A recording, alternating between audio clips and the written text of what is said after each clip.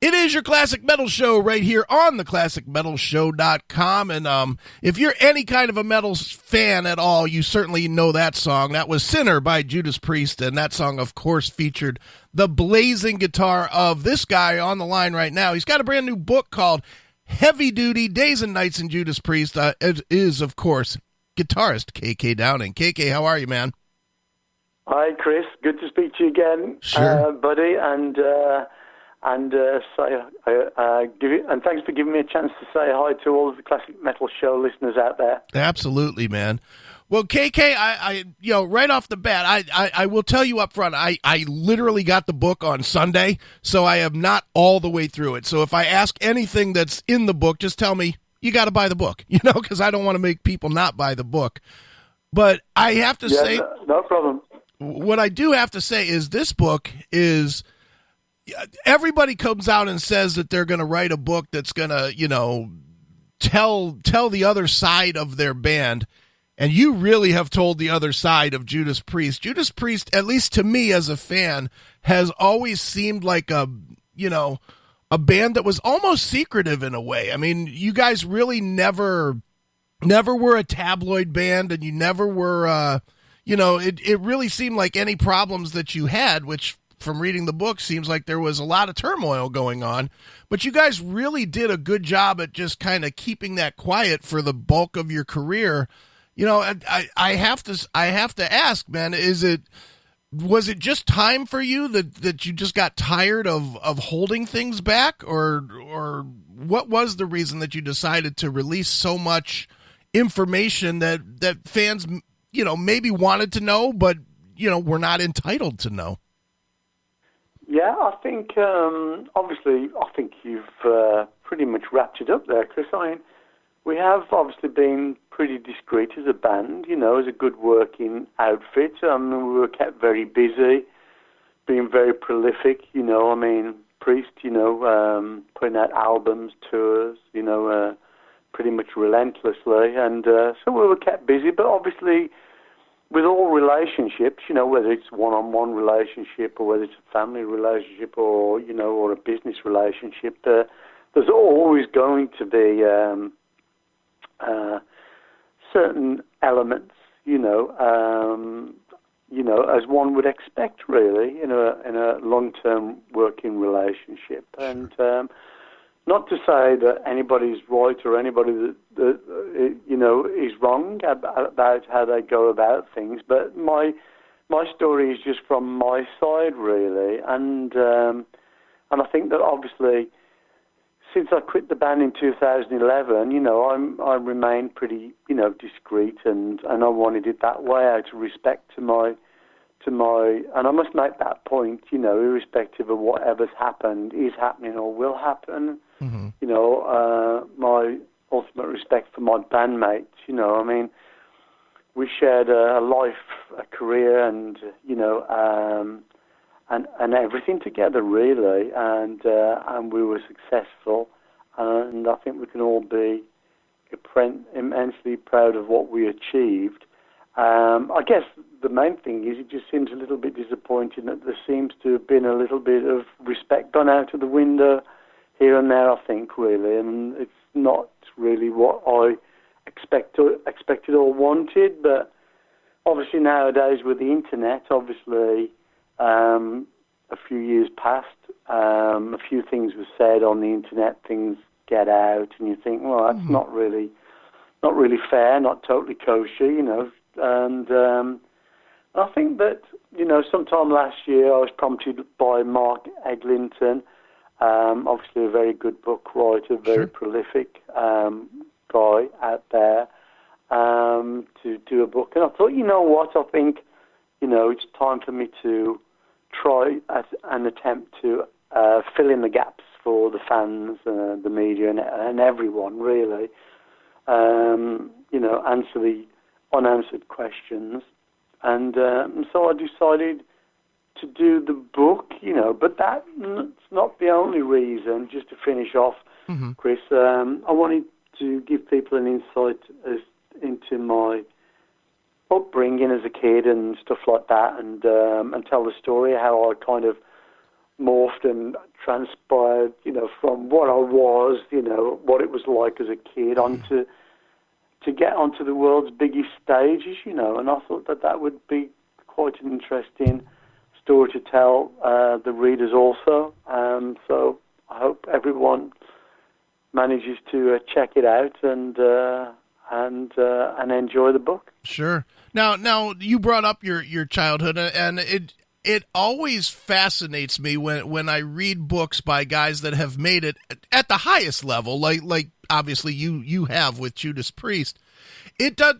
I'm yet to read a book where somebody writes, my childhood was great. I had a family that had wealth and everything was perfect, and we had the dog and the white picket fence and everything was great. It almost seems like there is a direct correlation between having to struggle somewhat as a child and having success, larger than the average person has. Do you see that, and why do you think that is?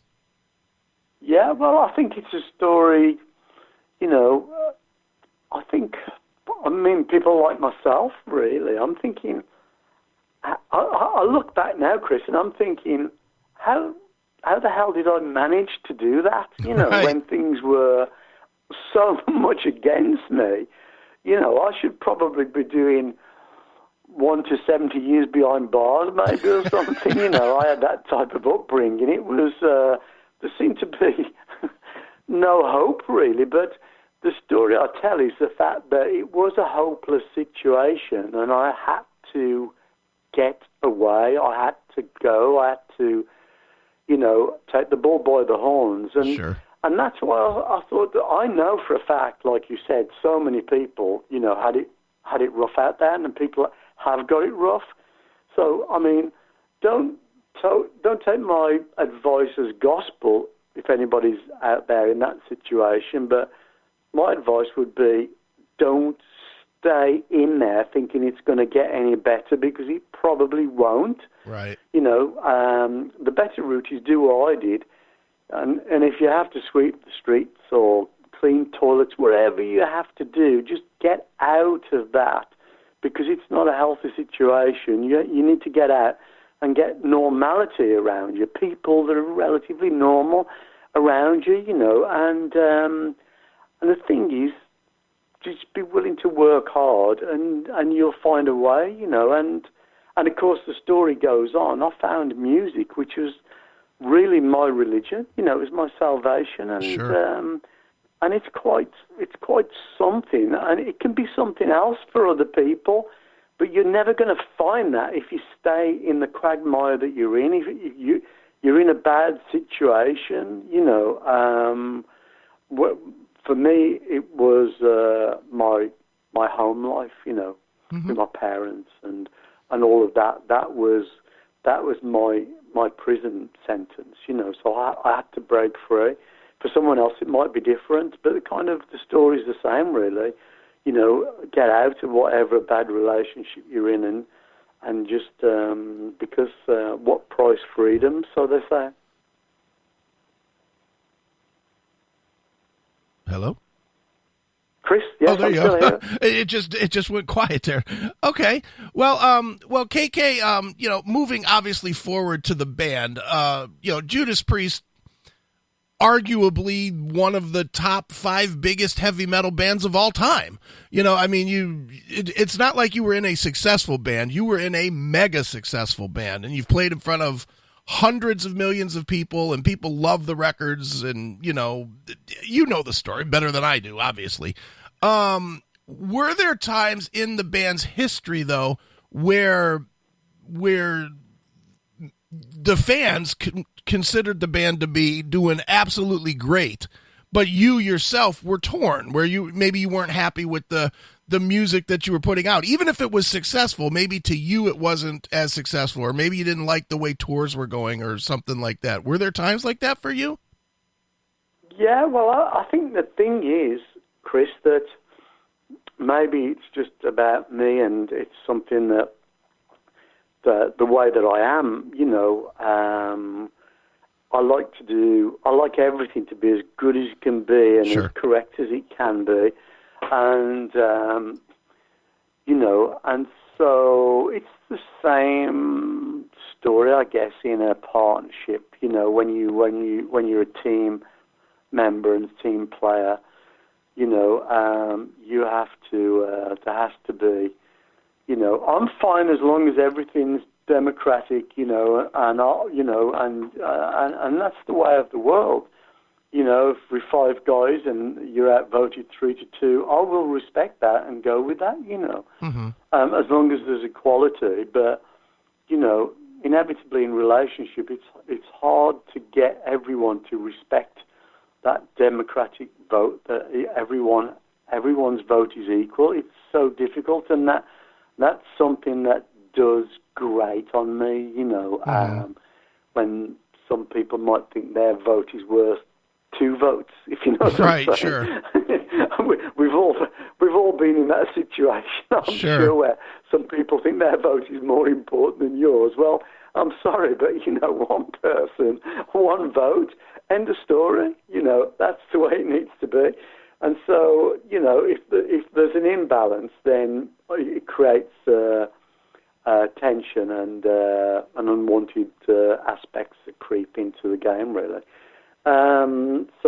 But that's what you get, and, you know, but we as Judas Priest, as I said before, we did really well. It's no big thing, but, you know, it's kind of, I refer to like the Titanic, nobody's fault really, but the ship still went down, you know, and that's kind of what happened to me. You know, it was kind of, well, if this is how it's going to be and I can't change it, you know, then something's got to change, and that's it really. I don't think, I mean, I've never said this before, but, you know, well, like I say, it was the hardest thing that I've ever had to do, was throw in my life's career and creation. I was so dedicated. I never set my own stall out with, you know, anything else like solo albums or setting my own website up, selling my own merchandise. Right. I never did that. I was totally dedicated to Priest, you know. All of my energy and power went into Priest. I thought that if I've got anything good that's worthy of delivering up to anybody's ears, if it's that good, then it needs to go to Priest, and that's the way that I was. You know, and I think that, you know, it was just a culmination of things that led to me just feeling quite broken in the end, you know, to give up, and giving up's not in my, you know, it's not in my bills really, but it's I realised, you know, for the first time in my life that everybody has a breaking point, you know, everybody, because I thought I was the last person ever to give in, you know, but I did, and that's why, one of the reasons I thought that I need to basically just put things down in you know, to explain through the book. But in a respectful and courteous way, as much as I absolutely possibly could, and it's deserved, really, like I said. But I do feel as though those certain imbalances that I spoke about, you know, existed within the band. 40 years was a long time, though, guys. I mean, it was there, man and boy. You know, I was there. I was there, but it was just not. It was changing, I think, and it, you know, and it was changing. And I always had a saying that the older we get, the younger we have to play. But it wasn't happening, Chris. You know, so that's another thing. Really, it was, you know, seemed to be more going through the motions, and than it was going out there as we were used to doing, you know, totally gung-ho and full-spirited and ready literally to take on the world. Sure. Now, since we're talking about you leaving, you've obviously been in the news lately, obviously talking about the book and whatnot, and there has been a little bit of sniping back and forth between yourself and, the current band, I'll call it, and I'm gonna make an assumption, and I'm happy for you to tell me I'm wrong on this, but do you feel disrespected? Not necessarily only because you didn't get the call when Glenn announced that he was sick, but by the fact that it's Richie Faulkner that's out there talking about your coming back to the band, as a guy that really hasn't been there for the bulk of the time.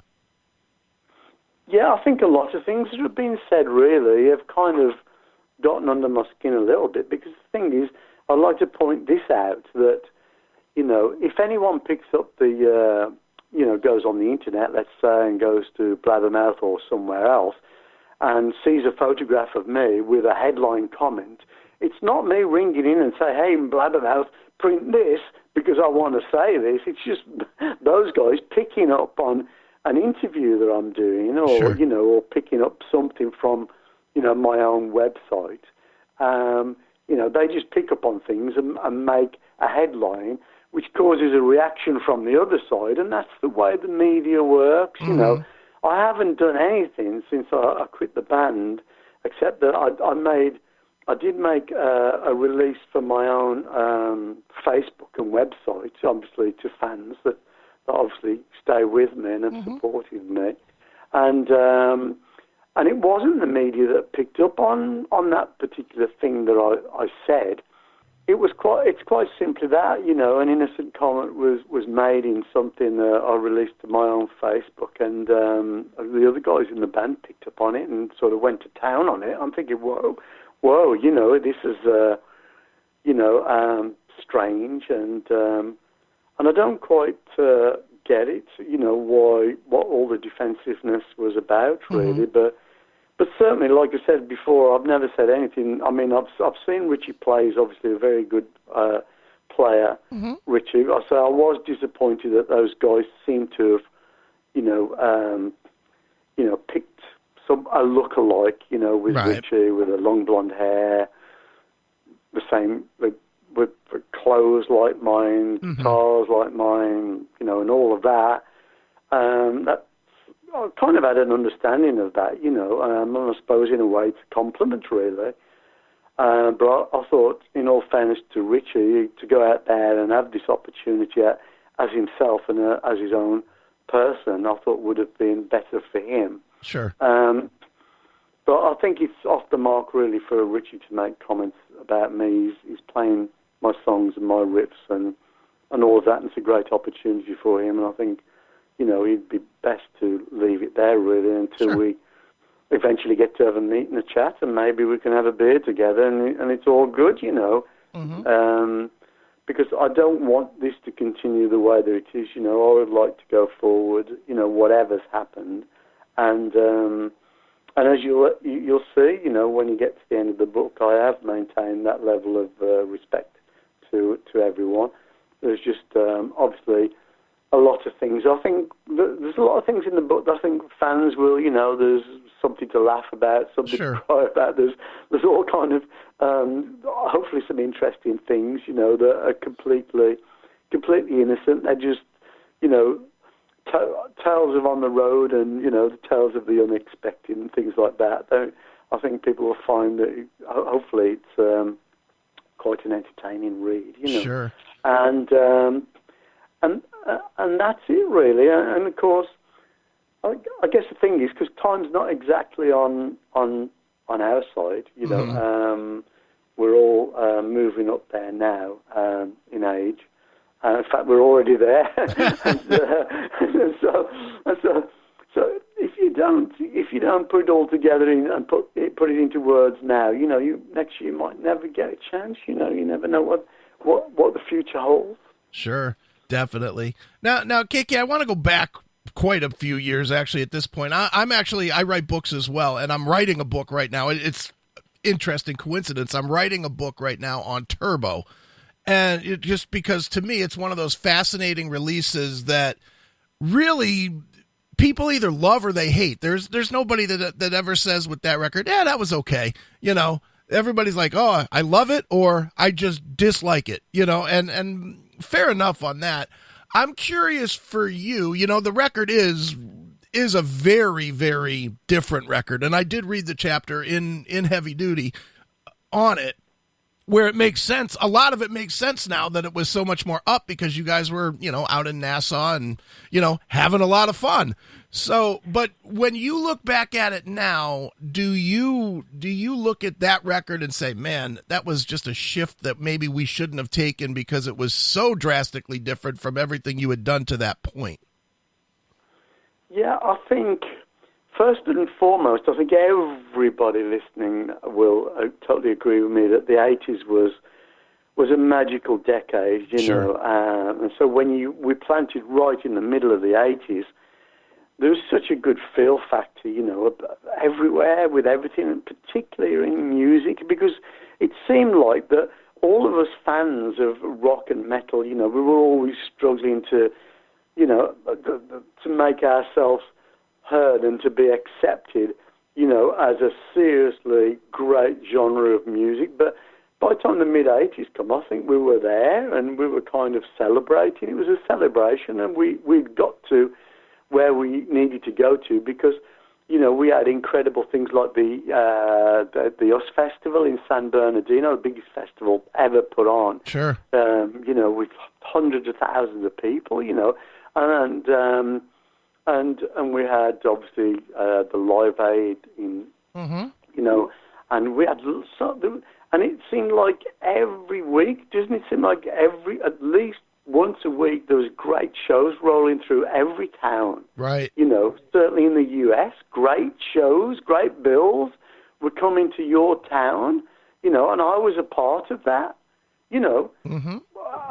Sometimes we would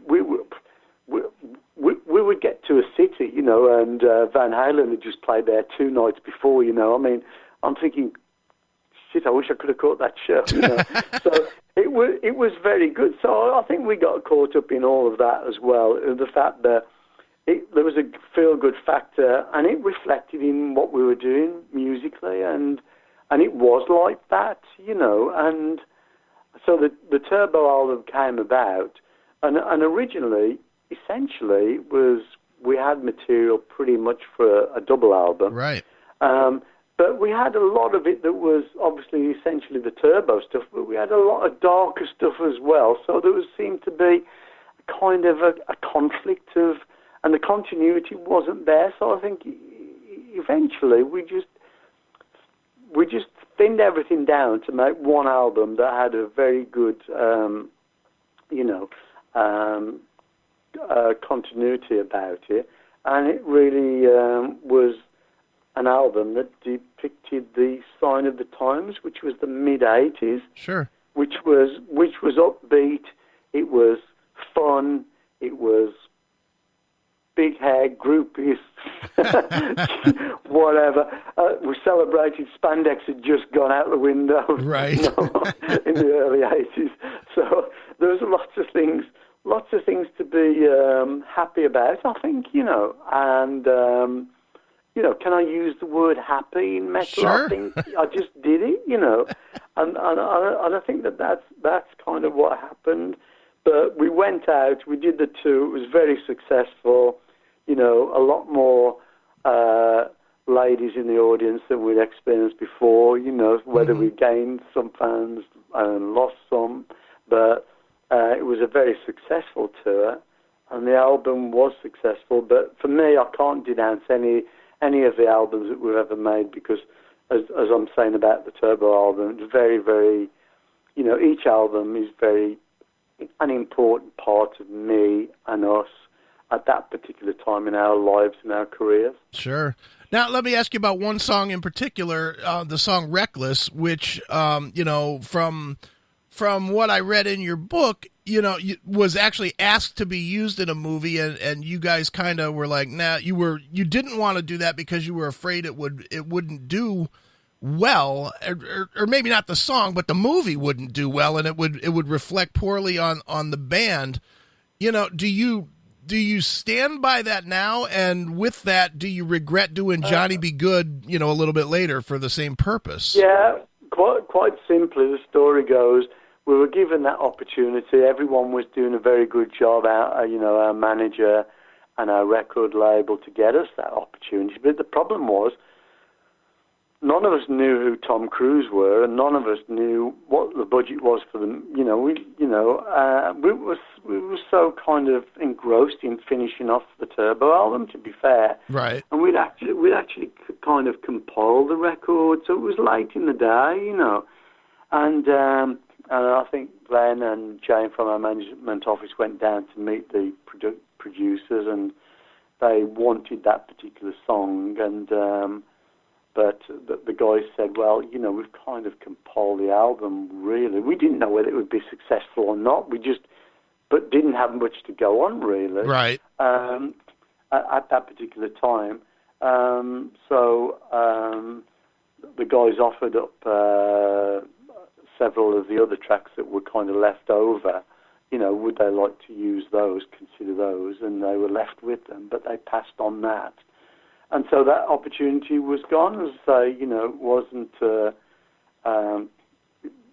was just, I think there was an opportunity. We felt that they may consider one of the other tracks, because they were pretty good tracks, I think we thought. And but it got quickly passed upon, and that was it. But we just got stuck in carrying on mixing the record, because we were anxious to release it, obviously get it out there, and get on tour with it. And of course, when we found out, that obviously it was a blockbuster movie and everything, the next opportunity, we just grabbed it and thought, we can't right.